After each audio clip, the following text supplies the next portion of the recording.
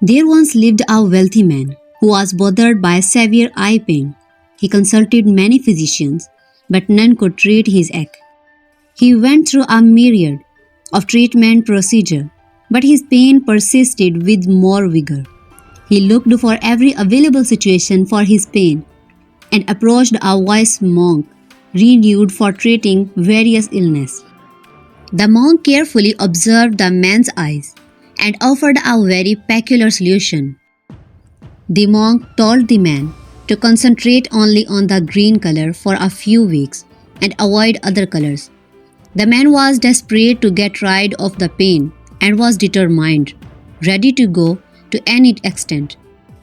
The wealthy man appointed a group of painters, purchased green paint barrels, and directed that every object his eyes was likely to fall to be painted green. After a few weeks, the monk came to visit the man to follow up on the man's progress.